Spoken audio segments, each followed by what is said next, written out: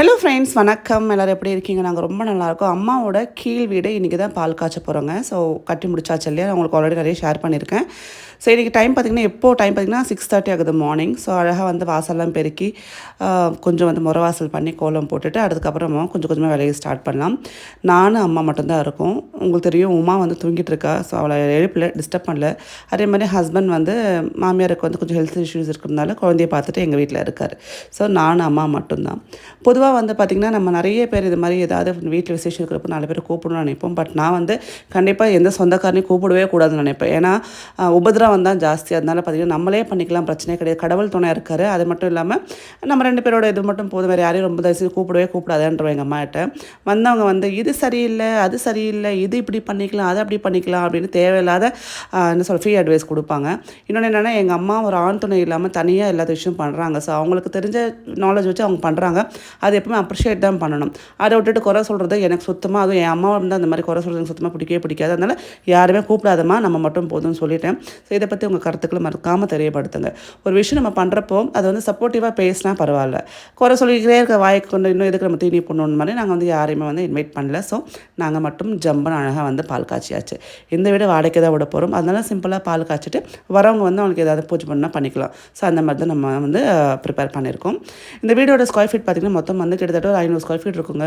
குட்டியான ஒரு வீடு, பட் ரொம்ப அழகாக ரொம்ப லட்சணமாக இருக்கும். இந்த வீடு ரொம்ப ராசியான வீடுன்னு சொல்லலாம். இங்கே தான் கல்யாணம் ஆச்சு, இங்கே தான் குழந்தை பிறந்துச்சு. ஸோ வந்து சென்டிமெண்ட்லாகவே வந்து ரொம்ப ரொம்ப ராசியான வீடு. பட் இது வந்து மேல் தளம் வந்து கீழே விழுந்ததுனால மேலெல்லாம் நம்ம அழகாக வந்து அந்த என்ன சொல்ல சப்போர்ட்லாம் கொடுத்து சூப்பராக வந்து அம்மா ரெடி பண்ணிட்டாங்க. ஸோ நான் திருப்பியும் சொல்கிறேன், எங்கள் அப்பா இருந்து போனப்போ எங்கள் அம்மாவுக்கு 1 கிலோ தக்காளியோட விலை கூட தெரியாது. அப்படி இருக்கிற ஒரு பெண்மணி வந்து நிறைய விஷயங்கள் வந்து தான் அப்கிரேட் பண்ணிக்கிட்டு எல்லாத்தையும் தானே வந்து சுயமாக வந்து பண்ணுறதுன்றது ரொம்ப ரொம்ப பெரிய விஷயம். அப்படி தான் இந்த வீடியோ வந்து அவங்க பில்ட் பண்ணாங்க. வீடை சூப்பராக அலங்காரம் பண்ணியாச்சு, கோலம் போட்டு. இப்போ நம்ம அலங்காரம் பண்ணிக்கலாம். ஒரு குட்டி மேக்கப் பண்ணிட்டு வந்துடலாம். சிம்பிளான மேக்கப் தான். இப்போ ஒரு சிம்பிளான மேக்கப் பார்த்துடலாங்க. மேக்கப் அப்படின்னாலும் நம்ம ஃபவுண்டேஷன் யூஸ் பண்ணுவோம் இல்லையா? நான் யூஸ் பண்ணக்கூடிய ஃபவுண்டேஷன் பார்த்திங்க அப்படின்னா நல்லா ஹை கவரேஜ் கொடுக்கணும், பட் லாங் லாஸ்டிங்காக இருக்கணும். நிறைய ஃபவுண்டேஷன்ஸ் பார்த்திங்கன்னா நமக்கு மார்க்கெட்டில் அவைலபிளாக இருக்குது. எல்லாமே நம்ம ஸ்கின் ட்ரை ஆகுது, கேக்கிங் பேச்சஸ்லாம் கொடுக்குது. அந்த மாதிரி இல்லாமல் நம்ம 12 ஹவர்ஸ் நம்மளுக்கு வந்து யூஸ் பண்ணாலும் நல்லா வந்து ஹைட்ரேட்டிங்காக ஸ்கின்னாக வச்சுக்கணும். நல்லா ரேடியண்ட்டாக க்ளோயிங்கான ஃபினிஷ் கொடுக்கணும். ஸோ அந்த மாதிரி ஃபவுண்டேஷன் தான் நான் யூஸ் பண்ணிகிட்ருக்கேன்.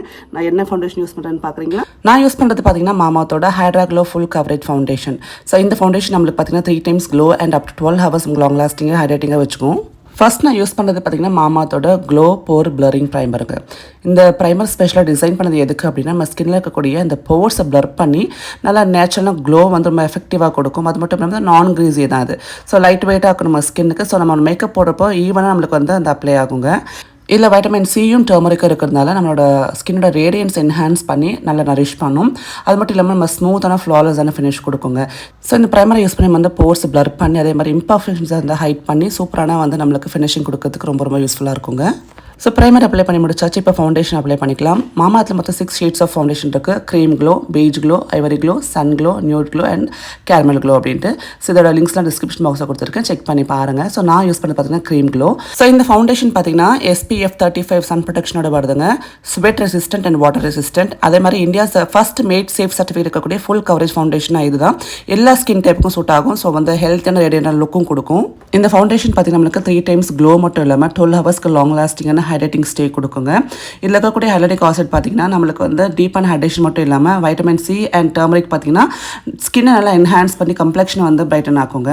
உங்களுக்கும் இந்த ப்ராடக்ட்ஸ் வாங்கணும் அப்படின்னா இல்லம் 2024 அப்படின்ற கூப்பன் கோடை யூஸ் பண்ணி மாமாத்தில் வந்து 20% ஆஃப் ஆன் சைட் அண்ட் ஆப்பில் பெற்றுக்கலாம். லிங்க்ஸ் டிஸ்கிரிப்ஷன் பாக்ஸில் கொடுத்துருக்கேன், செக் பண்ணி பாருங்கள். மாமா பார்த்திங்கன்னா நம்மளோட ஃபீட்பேக் லெசன் பண்ணிட்டு இருக்காங்க. நம்ம கொடுத்த ஃபீட்பேக் அடிப்பில் தான் அவங்களோட ஆனியன் ஷாம்புவை இம்ப்ரூவைஸ் பண்ணியிருக்காங்க. ஸோ அது மட்டும் இல்லாமல் அவங்களோட வந்து நிறைய ரிசர்ச் அண்ட் இனோவேஷன் மூலமாக அவங்களோட ப்ராடக்ட்ஸ் அப்டேட் பண்ணிட்டு இருக்காங்க ஃபார் பெட்டர்மெண்ட் குவாலிட்டிக்காக. அண்ட் மாமா ப்ராடக்ட்ஸ் பார்த்திங்கன்னா அமேசான், நைக்கா, ஃப்ளிப்கார்ட்டில் அவைலபிளாக இருக்குது. அதே மாதிரி நீங்கள் போய் ஸ்டோர்ஸில் இருக்கும் எங்கேயாவது பார்த்திங்கன்னா மறக்காமல் வந்து நீங்கள் கமெண்ட் பண்ணுறங்க.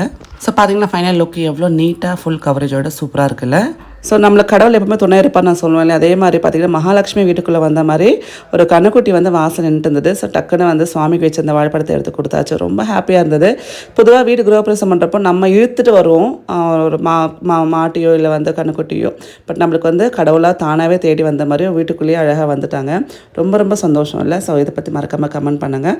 எனக்கு என்ன ஞாபகம் இருக்குங்க, இந்த வீடு வந்து புதுசாக வந்து 2000 வாங்கணும். அப்போ நான் வந்து +2 படிச்சுட்டு இருந்தேங்க. ஸோ அப்போ வந்து பார்த்திங்க அப்படின்னா கிறிஸ்மஸ் டைமில் தான் வந்து இந்த வீடு வந்து நாங்கள் கிரகப்பிரவேசம் பண்ணோம். ஸோ அப்போ வந்து நிறைய வந்த சொந்தக்காரங்க நிறைய பேர் வந்து பார்த்திங்கன்னா வீடு குட்டியாக இருக்கே அப்படிலாம் வந்து கமெண்ட்லாம் பண்ணாங்க. எங்கள் அப்பாவோட அவரோட வருமானம் என்னமோ அதுக்கேற்ற மாதிரி தான் வீடு வாங்க முடியும். ஸோ அவங்கவுங்களோட அந்த வருமானத்துக்கு ஏற்ற மாதிரி அவங்களோட வசதின்றது இருக்கும். அது தெரியாமல் வந்து பார்த்திங்கன்னா நிறைய லூஸ் ஸ்டாக் விடுறது இதெல்லாம் வந்து நிறைய பேர் பண்ணிட்டு இருந்தாங்க. ஸோ அப்போ எங்கள் அப்பா வந்து ஒரே விஷயம் சொன்னார், நான் வந்து எப்போவுமே கடன் வாங்கி பருப்பு சாதம் சாப்பிடணும்னு நினைக்க மாட்டேன், என்கிட்ட என்ன இருக்கோ அதில் தான் வந்து என்னோட குடும்பமும் இருக்கும் அப்படின்ற மாதிரி எங்கள் அப்பா ஈஸியாக சொல்லிட்டு போயிட்டு. பட் அது பெரிய பாடம் தான் இல்லை. நாங்கள் கோட்டர்ஸில் தான் இருந்தோங்க. ஸோ அப்போ வந்து பார்த்திங்கன்னா இந்த மாடி வீடு தனி வீடுன்றது ஒரு பெரிய விஷயம் எங்களுக்கு. ஸோ மேலே வந்து மாடி இருக்குன்றப்போ அது எவ்வளோ சந்தோஷம் கொடுத்து தெரியுங்களா. ஸோ இனிமேல் நம்ம துணியெல்லாம் மாடியிலே காய போட்டுக்கலாம், தனி வீடு. ஸோ இந்த மாதிரிலாம் வந்து நம்ம என்ஜாய் பண்ண சொல்லி நானும் அம்மாவும் நிறைய பேசிப்போம். வீடு சின்னதோ பெருசோ அதில் வாழ்கிறவங்க அது எப்படி ஃபீல் பண்ணுறாங்க பொறுத்து தாங்க எல்லாமே இருக்கும். எங்களுக்கு அவ்வளோ சந்தோஷம், அவ்வளோ பூரிப்பு. ஸோ அந்த மாதிரி ஹாப்பியாக இருந்தது. இப்போ பார்த்திங்கன்னா இந்த ஜுவல்லரி போட்டிருக்க பாருங்கள், ஃபைனல் லுக் இது தான். ஸோ இந்த ஜுவல்லரி பார்த்திங்கன்னா நம்மளுக்கு யூனிக் கலெக்ஷன்ஸ் பை மீனா அப்படின்ற இன்ஸ்டா பேஜில் இருந்தாங்க நான் வாங்கினேன். அப்படியே டைமண்ட் லுக் இருக்கும். இவங்ககிட்ட நிறைய கலெக்ஷன்ஸ் இருக்குது. அதே மாதிரி இப்போ வரலட்சுமி நோம்பு இல்லையா, அதுக்கேற்ற மாதிரி அம்மன் ஃபேஸ் எல்லாமே அவங்ககிட்ட வச்சுருக்காங்க. ஸோ உங்களுக்கு வேணும்னா அவங்களோட இன்ஸ்டா பேஜ் டிஸ்கிரிப்ஷனில் கொடுக்குறேன், செக் பண்ணி பாருங்கள். நல்லா ரீசனபிள் ரேட்டில் சூப்பரான குவாலிட்டியில் அவைலபிளாக இருக்கும். ஸோ அம்மா கோலம்லாம் போட்டு அழகாக செட் பண்ணிட்டாங்க. நான் இண்டக்ஷன் ஸ்டவ் தான் கீழே வச்சுருக்கோம். ஸோ பால் காய்ச்சறதுக்கு ஏற்ற மாதிரி குட்டியாக ஒரு கோலம். அம்மாவுக்கும் கோலம் போட வராது. ஸோ நானும் அம்மா ஒரே கேட்டகரி தான். ஸோ தெரிஞ்சது அப்படியே கொஞ்சம் கொஞ்சமாக போட்டு அட்ஜஸ்ட் பண்ணியாச்சு. அண்ட் இந்த அழகான ட்ரெஸ் சூப்பராக இருக்குல்ல. ஸோ இது பார்த்திங்கன்னா கிருஷா போட்டிக்கில் வாங்கினது தான். ஸோ நிறைய நான் ட்ரெஸ்ஸஸ் அவங்ககிட்ட வாங்கியிருந்தேன். அது இதுவும் ஒன்று தான்.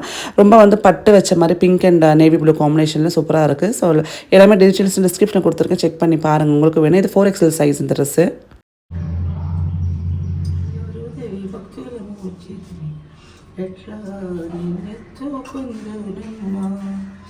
వరలక్ష్మి తల్లి ఎట్లా నిన్నెత్తు కొందనమ్మ కాలం పట్టేచ్చు మార్చును లక్ష్మీదేవి సిరిసాయిగా మా ఇంట్లో కూర్చోమ్మా మమ్మీ కష్టాలు ఎక్కడ కాచి కాపాడేమ్మా.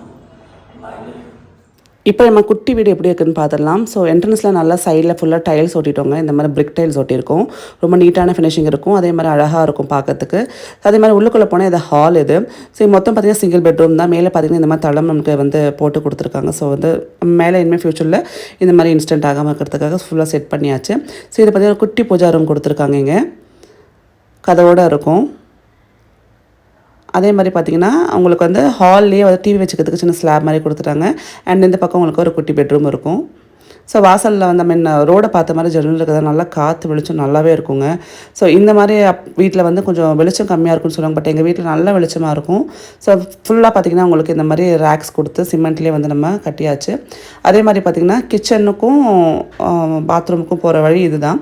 ஸோ குட்டி கிச்சன் ஃபுல்லாக டைல்ஸ்லாம் மாற்றி ரொம்ப அழகாக செட் பண்ணியாச்சுங்க. இந்த வீடை வாடகைக்கு விடப்படும் அப்படின்னு சொல்லி எங்கள் அம்மா ஜஸ்ட் இன்ஃபார்ம் தான் பண்ணாங்க. அதுக்குள்ளே வீடை பார்த்துட்டு அட்வான்ஸை கொடுத்துட்டு போயிட்டாங்க. இங்கே வந்து வாடகைக்கெலாம் ரொம்ப பிரச்சனையே இருக்காது. டக்கு நாள் வந்துகிட்டே இருப்பாங்க. அதுவும் அம்மா வீட்டில் பார்த்திங்கன்னா இது வந்து பாத்ரூம், இது வந்து டாய்லெட் தனித்தனியாக கொடுத்துருப்பாங்க. அம்மா வீடு பொறுத்தவரையிலும் பார்த்திங்கன்னா வாடகைக்கு வந்து காலி பண்ண உடனே ஆட்கள் வந்துடுவாங்க. ஒன்று அவங்களோட நேச்சர், அவங்களோட சுபாவம் பிடிச்சி நிறைய பேர் வந்து சொல்லுவாங்க, அக்கம் பக்கம் பேசிப்பாங்கள்ல. ஸோ ரொம்ப தங்கமான ஒரு ஓனரம்மா அப்படின்லாம் சொல்லுவாங்க. ஏன்னா எங்கள் அம்மாவுக்கு வாயே கிடையாது. நிறைய பேர் கேட்டீங்க, உங்கள் கூட கூட்டிகிட்டு வரேன்னு சொன்னீங்களே, ஏன் இன்னும் கூட்டிகிட்டு வரல? நீங்கள் வந்து பிஸ்னஸ்க்காக தானே உங்கள் கீழே வீடு வச்சுருக்கீங்க, ஏன் வந்து போய் சொல்கிறீங்க அப்படின்லாம். போய் சொல்ல வேண்டிய அவசியம் எனக்கு எப்போவுமே கிடையாதுங்க. கீழே வீடு நான் பிஸ்னஸ்க்காக வைக்கல. அந்த வீடு காலியாக இருக்குன்றதுனால தான் வந்து இப்போ நாங்கள் அதை பண்ணிகிட்ருக்கேன். இப்போ அதுவும் மாற்ற போகிறேன். ஸோ நான் மெயினாக வந்து பார்த்திங்கன்னா அம்மாவை கூட வச்சுக்கணும் தான் ஆசைப்பட்றேன். பட் அவங்களுக்கு என்னென்னா இந்த மாதிரி கீழே வீடு விடிஞ்சிருச்சு, வேலை முடிக்கணும். அது மட்டும் இல்லாமல் அதுக்கு கரெக்டான ஆளை செட் பண்ணணும். இந்த வேலையெல்லாம் விட்டுட்டு நான் எப்படி வரதும் கூட. ஸோ ஏதாவது எமர்ஜென்சி எனக்கு ஏதாவது உடம்பு இல்லைன்னா வந்து இருக்கேன் அப்படின்றாங்க. நம்ம எவ்வளோ வசதி பண்ணி கொடுத்தாலும் அவங்களுக்கு மனசு எப்போ தோணுதோ அப்போ தான் அவங்க வருவாங்க.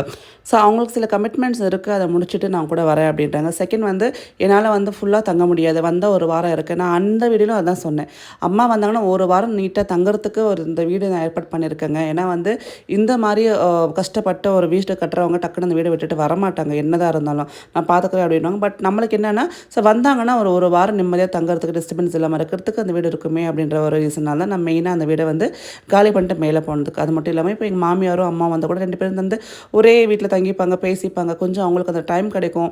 ஸோ மாமியாருக்கும் வந்து பார்த்திங்கன்னா அம்மா கூட இருக்கிறப்ப ரொம்ப ஹாப்பியாக ஃபீல் பண்ணுவாங்க. நிறைய எனக்கு மனசில் எண்ணங்கள் இருந்தது, அதை வச்சு தான் நான் வந்து அதை இம்ப்ளிமெண்ட் பண்ணேன். பட் கண்டிப்பாக அது வந்து இதை வீடு முடிஞ்சிருச்சு, நல்ல ஒரு ஆட்களை வந்து டெனன்ட் வந்துட்டாங்கன்னா அது பாட்டுக்கு அதை வேலை பார்த்துட்டு இருப்பாங்க. அதுக்கப்புறம் அம்மா வந்து அங்கே நம்ம கூட ஒரு 1 வீக் ஸ்டே பண்ணுவாங்க. ஒரு மாதத்துக்கு வந்து ஒரு 1 வீக் ஒரு 10 நாள் வந்தால் கூட அதுவே போதுமே. ஸோ வரவே மாட்டேன் நான், அம்மா வந்து ஒரு மாதத்துக்கு 10 நாள் நம்ம கூட இருக்கிறாங்கன்றது பெரிய விஷயம் தான். ஸோ இதெல்லாம் கண்டிப்பாக நடக்கும், அதுவும் நான் ஷேர் பண்ணுறேன். ஸோ நான் விஷயம் சொல்கிறேன்றப்போ நினைப்போம், அது நடக்கலைன்றதுக்கு நிறைய ரீசன் இருக்கும். அதுக்குள்ளேயே வந்து ஒரு ஜட்ஜ்மெண்ட்டுக்கு வந்துடுறாங்க. நான் அதை பற்றி என்றைக்குமே கவலைப்பட்டது கிடையாது. என்ன நடக்குதுன்னு எனக்கு மட்டும்தான் தெரியும். நம்ம எவ்வளோ விஷயம் பண்ணுறோன்னு எனக்கு மட்டும் தெரியும். அது எல்லாமே ஒரு டைம் ப்ரூவ் பண்ணணும்னு அவசியமும் கிடையாது. எல்லாமே வீடியோவில் பார்ப்பீங்க, பார்க்குறப்ப தெரிஞ்சுப்பாங்க. அப்போ வந்து பேசின வாயெல்லாம் என்ன ஆகும், என்ன பண்ணுவாங்கன்னு தெரியல. ஸோ இந்த மாதிரி தான் எல்லோரும் பேசிகிட்டு இருக்காங்க. பட் ஓகே, நான் என்றைக்குமே அதை வந்து கேர் பண்ணதே கிடையாது. என்னோடய சேலஞ்சஸ் என்ன, என் ஃபேமிலியில் எப்படி நான் வந்து கோப்பப் பண்ணணும்னு தான் நான் பார்த்துட்ருக்கேன். ஸோ பால் காய்ச்சியாச்சு, அழகாக வந்து நம்மளுக்கு நல்ல விஷயங்கள் நல்லபடியாக நடந்து முடிஞ்சிருச்சுங்க. ஸோ நிறைய விஷயம் நான் இந்த வீடியோவில் ஷேர் பண்ணிட்டேன்.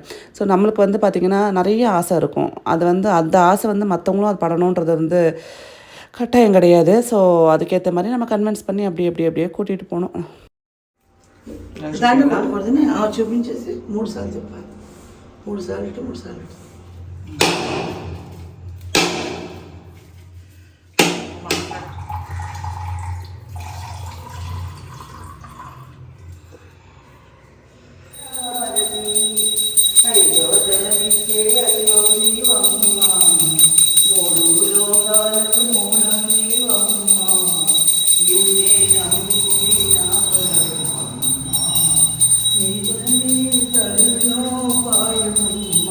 జయ జయ హారతి జగదంబ మంగళ హారతి మాతావనమమ్మ జయ జయ హారతి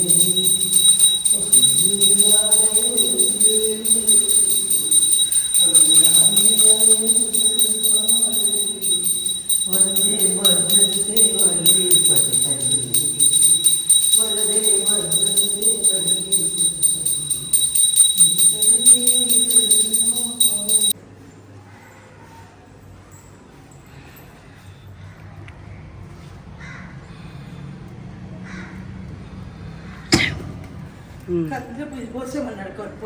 కుంకుమేమన్నాడు అట్లా చేసి అంతే ఇటు చెప్పు చెప్పులు కాదు సైడ్కి వేసే చెప్పులు మన ఇటువై సైడ్కి వేసే. ஸோ அவ்வளோதான், நல்லபடியாக பால் காய்ச்சியாச்சு. இந்த வீடியோ உங்களுக்கு பிடிச்சிருக்கு, இந்த வீடியோவில் சொன்ன கருத்துக்கள் பிடிச்சிருக்குன்னு மறக்காமல் கமெண்ட் பண்ணுங்கள். ஸோ மீண்டும் நல்ல வீடியோ சந்திக்கிறேன். நன்றி, வணக்கம், டேக் கேர். குன்னாரம் ஆராம்சே உட்காந்துட்டு திருப்பி மேலே போயிடலாம். பாய்.